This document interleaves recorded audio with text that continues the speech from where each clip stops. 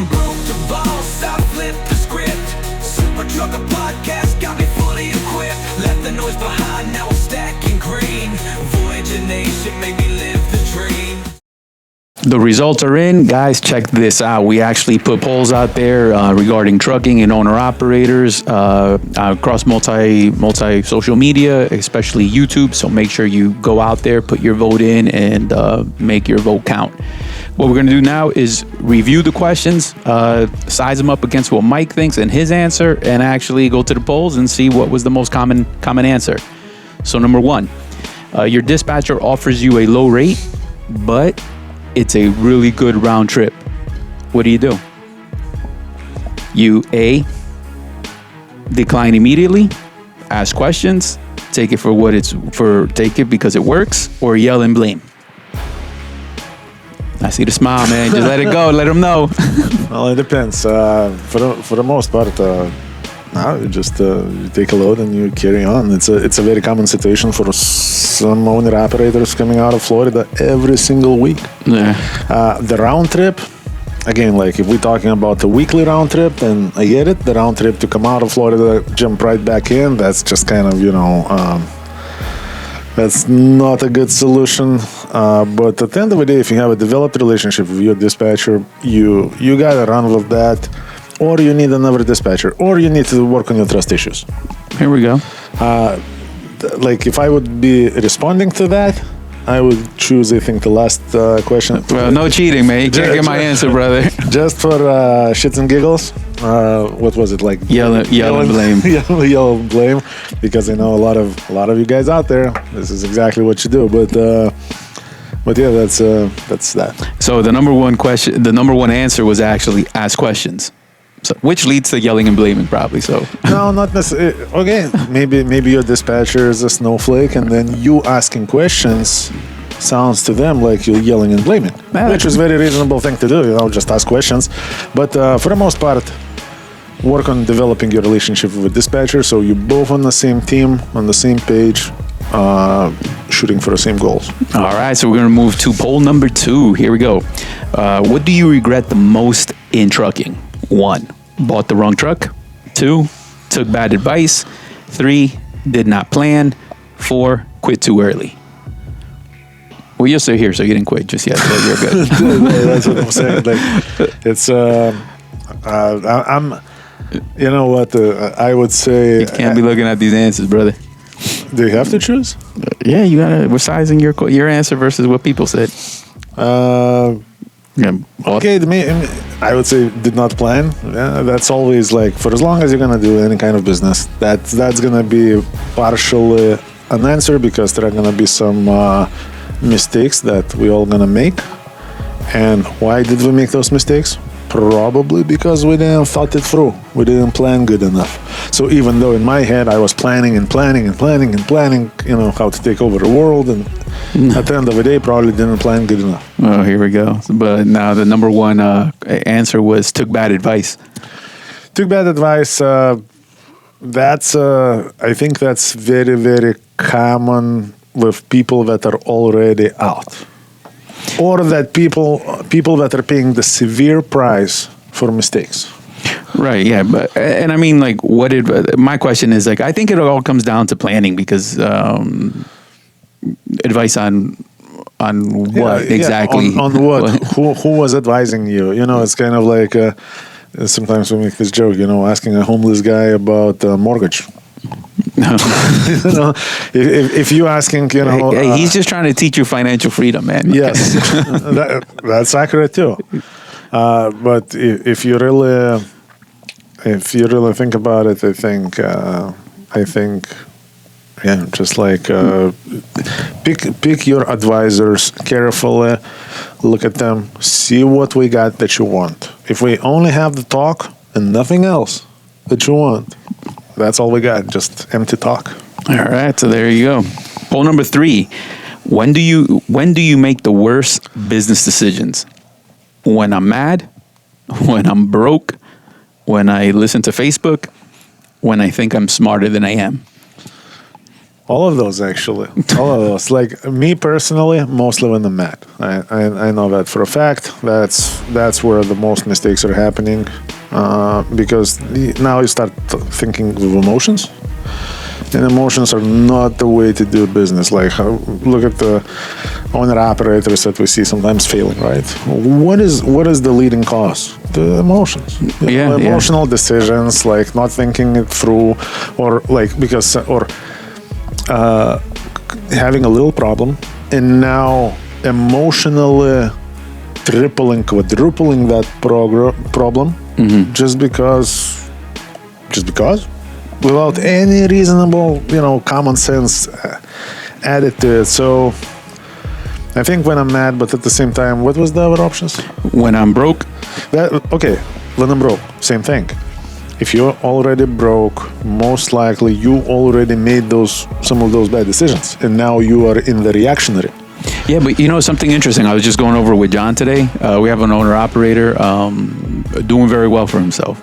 But at some point, he had a major repair, and he was like, that's it, bro. I am freaking broke. That was my last repair money. He dropped a significant amount. He's like, I got one chance at this. Let's go. Give me the top dog dispatcher. And here we are. 6 months later, it's working out. So in that case, I kind of think he probably turned it around, like in his favor, and just, Yes, but still, he could have done the emotional thinking and give up. And those 6 months would go by with him being somebody's driver or out of trucking altogether. Yeah.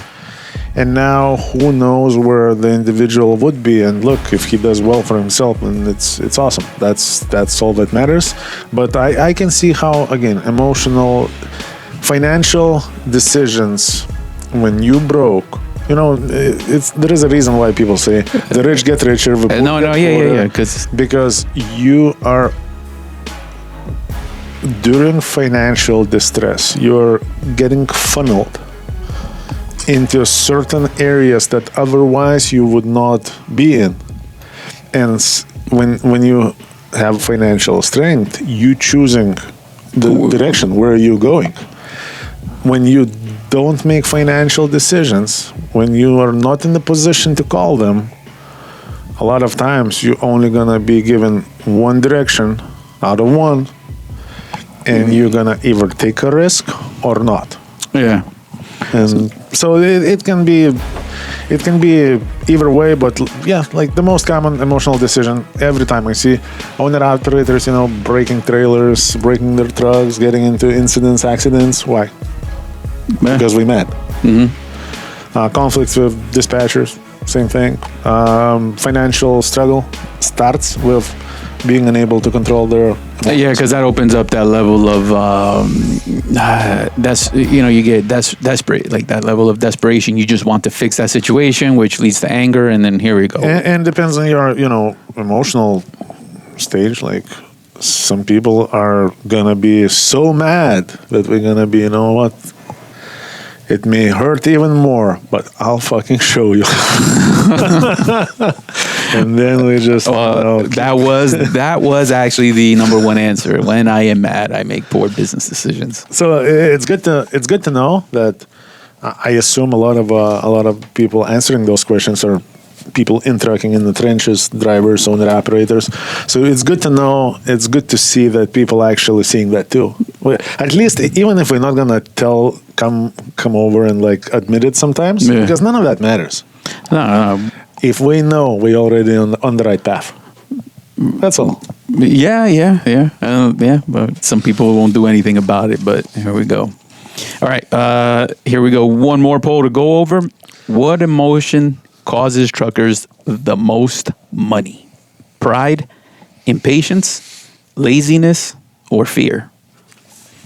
All of the above. Ding, ding, ding. No, man, you gotta go one answer only, baby. I think. Read those again. All right. What emotion causes truckers the most money? Pride, impatience, laziness, or fear? Right now, okay, here's what I'm gonna say. I'm gonna choose my personal answer. I would say impatience for me. But if I would have to guess, I would say, I don't know. People would not admit laziness. Yeah, that's exactly it. No one's going to admit that. You're not going to see that you're in laziness, man. You're just going to see this shit. So is not working out. which answer was accurate? The most common answer was impatient. So here we go. That sounds. But again, because that makes me very reasonable. I'm just saying that I don't know how many people would actually voted for laziness because you're not going to see that in yourself. That is the challenge. So usually something like laziness is going to be easier observed for a third-party observer's point of view. Yeah. So the reason I talk about that, right? It's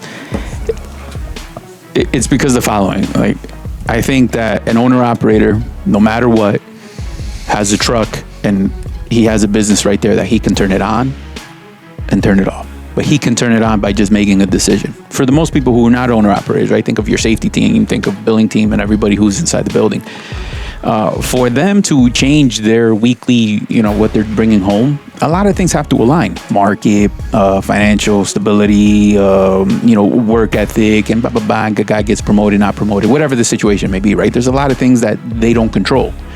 But what you have this power that's in the driveway where if you're running regional or whatever, you can just turn it on and make a quick decision. And now you can get out of that financial distress. So I think that when someone is trying to make more money but not changing that aspect of it, it falls a little bit under this category because all you got to do is change the way you do business a little bit, and now your situation is different in literally immediately, like literally a couple hours.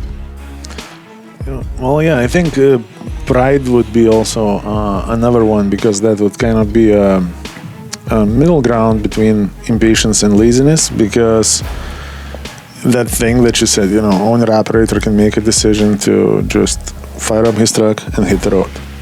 The owner-operator who has, decided, I'm going to do local because, I want to stay around home or whatever the case is, and now not making the money to support his lifestyle, can just hit the road and start making the money. But that's when I think some of them are going to hit that pride issue because why should I work more when I deserve this? Or I'm an owner-operator, I have truck. It should be paying just as much, but it's not.